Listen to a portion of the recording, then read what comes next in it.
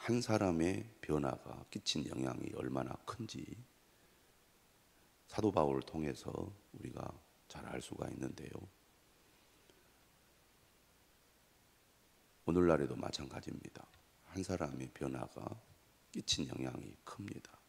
수많은 사람들이 예수님을 믿고 수많은 사람들이 또 변화되는 사건이 오늘날에도 일어나고 있지만 한 사람의 변화가 큰 영향을 끼쳐서 역사의 변화 또 기독교 사회의 변화를 가져오기도 합니다.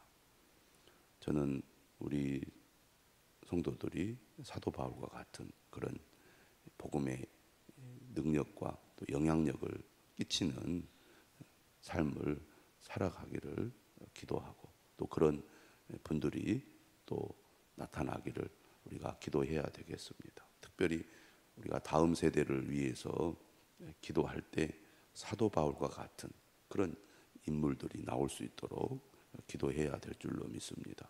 어려운 시대에 또 하나님의 사람이 세워져서 그러한 사람들을 통하여 하나님의 역사가 나타날 수 있기 때문입니다. 특별히 오늘 본문에 나오는 이 사울은 누구보다 기독교를 박해하고 말살하는 데 앞장섰던 사람입니다. 9장 1절에 보면 이렇게 표현을 하고 있어요. 사울이 주의 제자들에 대하여 여전히 위협과 살기가 등등하여. 그가 얼마나 기독교를 반대하고 또 기독교를 말살하는 데 앞장섰는지 잘 알 수 있습니다. 행동뿐만 아니라 그의 그 마음의 상태가 위협과 살기가 등등하다 이렇게 1절은 표현하고 있을 정도니까요. 얼마나 두려운 존재입니까? 기독교인들에게 있어서 사울은 매우 두려운 존재일 수밖에 없었을 것입니다. 그랬던 사울이 다메섹으로 가는 도중에 예수님을 만나게 되지요. 반대가 심하고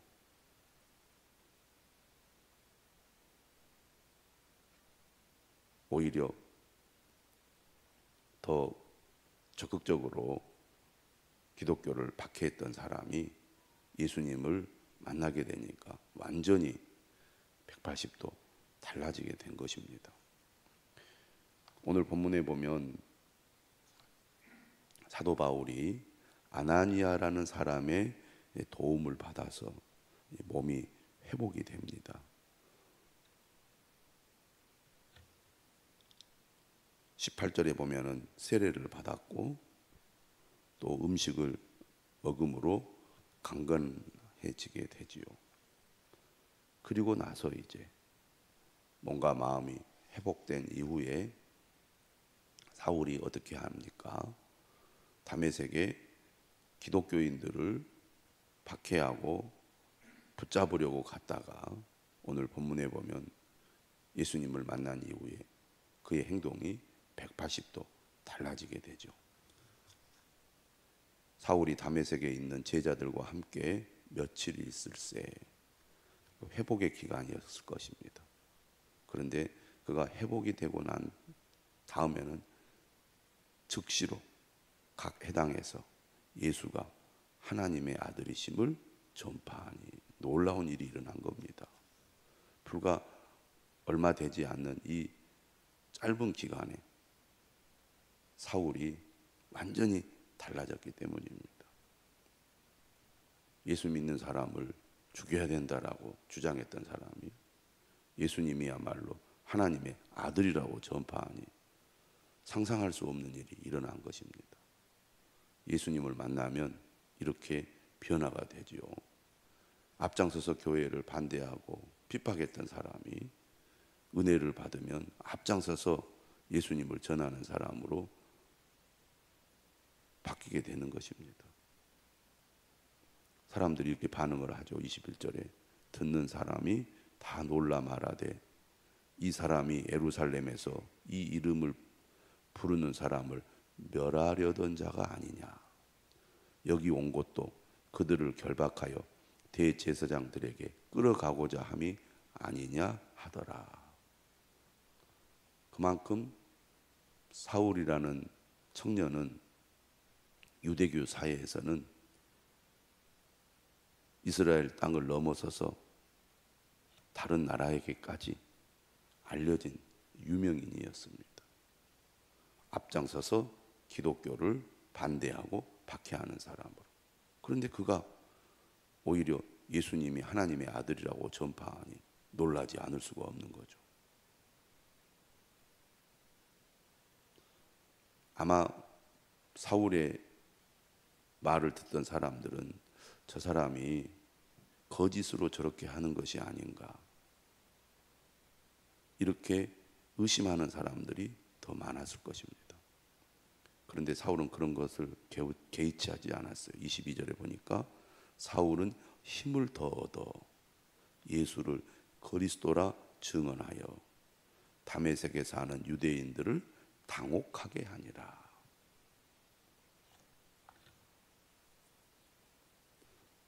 사울의 이러한 행동은 유대인들을 당혹하게 만들었습니다. 도대체 어떻게 된 일이냐, 이해할 수 없다는 얘기죠. 조용하게 있던 사람이 예수를 믿는다면 무슨 일이 있었는가 보다, 이렇게 생각할 수 있지만 모든 사람들이 다 알고 있을 정도로 기독교를 반대했던 사람이 갑자기 기독교 전도자로 바뀌니까 이해할 수가 없는 거죠. 그런데 사도 바울은 지금 어떻습니까? 그러한 사람들의 반응에 개의치 않습니다. 성령의 능력이 임하니까 완전히 사람이 달라져 버린 거죠.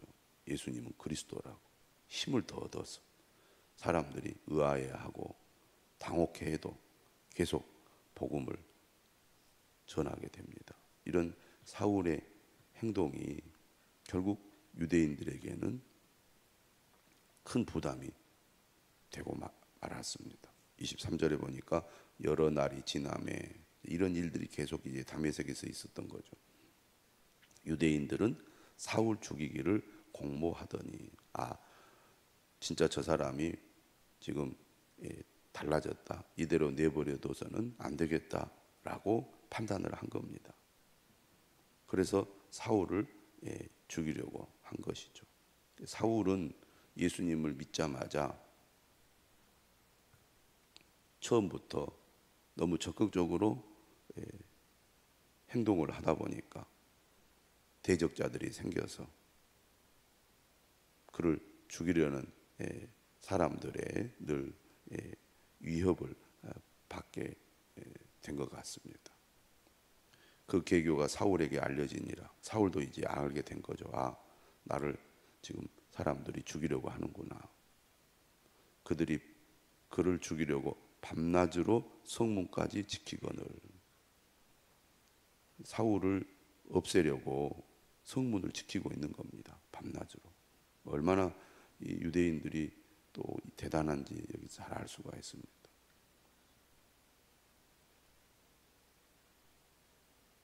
그의 제자들이 밤에 사울을 광주리에 담아 성벽에서 달아 내리니라. 그러자 그리스도인들이 사울을 이제 탈출을 시키는 거죠. 사울은 기독교를 박해할 때도 매우 적극적인 사람이었습니다. 예수님을 믿고 난 이후에도 그러한 기질과 성격이 그대로 사용이 된 것이죠. 예수님을 전하는데도 매우 적극적이었습니다. 그러다 보니까 반대에 부딪히고 생명의 위협을 받게 되죠. 그러나 사울은 그러한 사람들의 반응이나 대응에 개의치 않았습니다.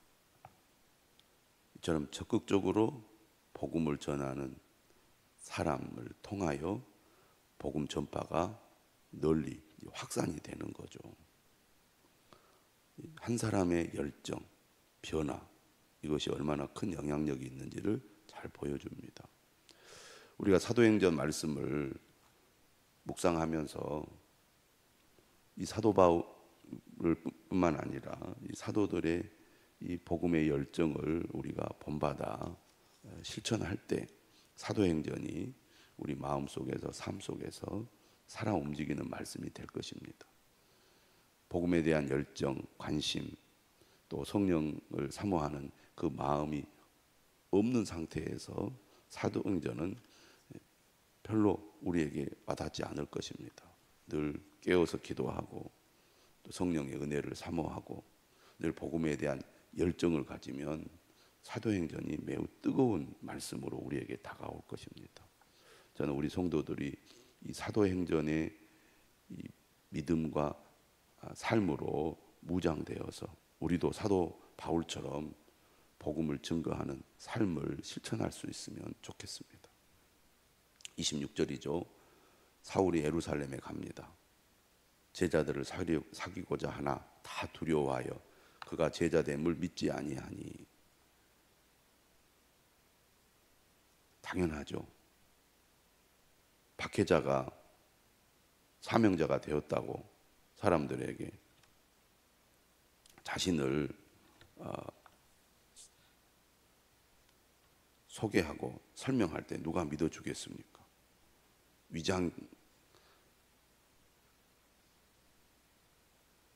위장하여 거짓으로 지금 그리스도인이 되었다고 속이는 것이라고 의심하는 것이 당연할 것입니다. 사도 바울의 이 과거의 삶 때문에 사실은 사람들로부터 인정을 받기가 어려웠을 것입니다. 믿어주지가 않는 거죠. 그러니까 유대교도들로부터도 이제는 배신자라고 찍혔어. 그들도 죽이려고 하고, 그리스도를 믿는 기독교인들조차도 저 사람이 진짜 회심을 했는지 그리스도인이 됐는지 믿을 수가 없다. 양쪽으로부터 사실은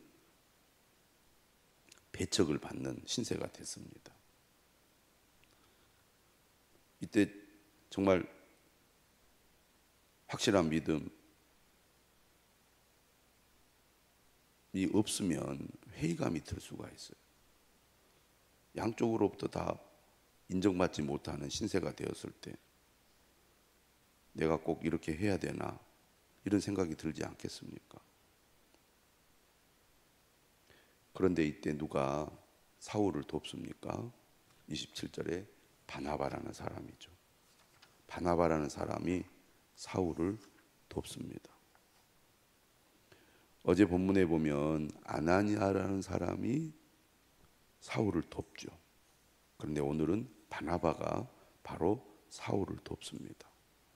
바나바가 데리고 사도들에게 가서 그가 길에서 어떻게 주를 보았는지와 주께서 그에게 말씀하신 일과 다메섹에서 그가 어떻게 예수의 이름으로 담대히 말하였는지를 전하니라. 바나바가 참 훌륭한 인물입니다. 우리가 앞에서 그의 재산을 다 하나님 앞에 바치는 일을 하지 않았습니까? 그랬던 바나바가 이번에는 이 사울이라는 인물을 변호하고 나선 겁니다. 모든 사람들이 다 의심하고 인정하지 않고 있을 때 가까이서 사울을 지켜봤던 바나바가 사울을 변호하고 나선 거죠. 이처럼 사람을 돕고 세우는 이 바나바의 행동이 매우 중요하다는 것을 보게 됩니다.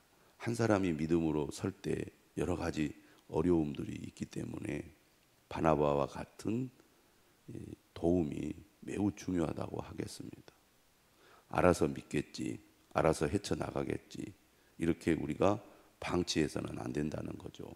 한 사람이 예수님을 믿고 믿음의 삶을 시작했을 때 여러 가지 어려움들이 따를 거라는 것을 예상하고 옆에서 도와줘야 합니다. 믿음의 뿌리를 내리고 믿음이 잘 자라도록 도와주지 않으면 얼마 가지 않아서 어려움 때문에 주저앉아 버리거나 멀어져 버리는 경우들이 많이 있습니다.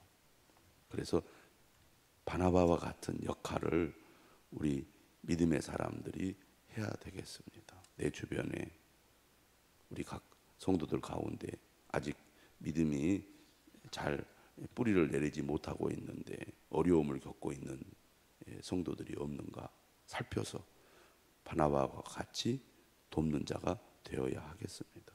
바나바가 사울을 도왔더니 이 사울이 엄청난 일을 해내지 않습니까? 바나바보다 오히려 바나바가 도왔던 새신자가 더 큰 영향력을 끼치는 그리스도인이 된 것이죠. 저는 우리 성도들 가운데 사울과 같은 위대한 인물이 나오기를 바랍니다. 또한 바나바와 같이 믿음의 사람을 돕는 귀한 일꾼도 우리 교회에서 많이 나올 수 있기를 바랍니다. 28절이죠. 사울이 제자들과 함께 있어 예루살렘에 출입하며 또 주 예수의 이름으로 담대히 말하고 헬라파 유대인들과 함께 말하며 변론하니 바울은 정말 물러섬이 없습니다. 막 직진이지 직진. 사람들이 믿지 않고 또 죽이려고 하고 이런 가운데서도 사울은 거침없이 계속 복음을 전하는 일을 합니다. 이 열정이 얼마나 대단한지 우리가 느낄 수가 있습니다. 자, 그런 가운데 사람들이 사울을 죽이려고 힘을 쓰지요. 그러니까 형제들이 알고 가이사랴로 데리고 내려갑니다. 그리고 다소로 보내죠. 다소가 그가 자랐던 고향 아닙니까? 사울이 예루살렘에 등장해서 예루살렘을 완전히 그냥 소동을 벌이니까 도저히 안 되겠다 싶어서 사울을 지금 데리고 가이사랴로 보냈다가 그의 고향인 다소로 보내버린 것입니다.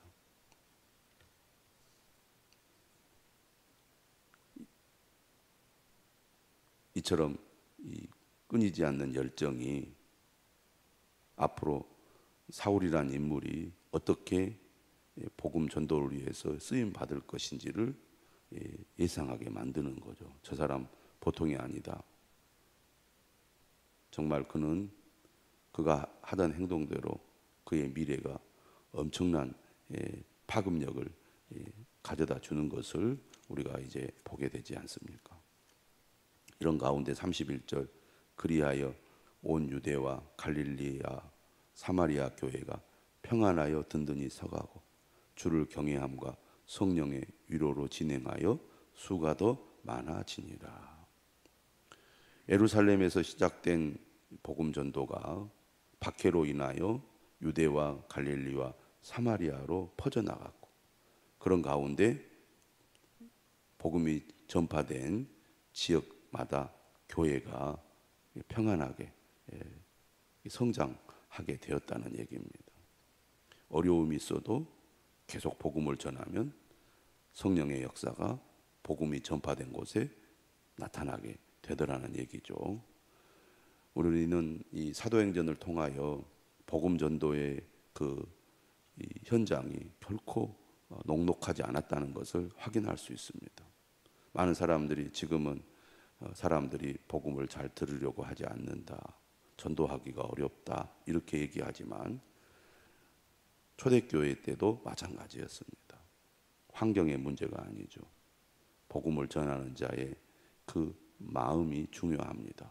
성령이 역사하면 어떤 상황 가운데서도 복음의 열매가 나타난다는 얘기죠. 오늘 우리도 31절의 은혜가 우리 지역에 또 우리 나라에 우리 교회에 있도록 기도하시기를 주님의 이름으로 축원합니다.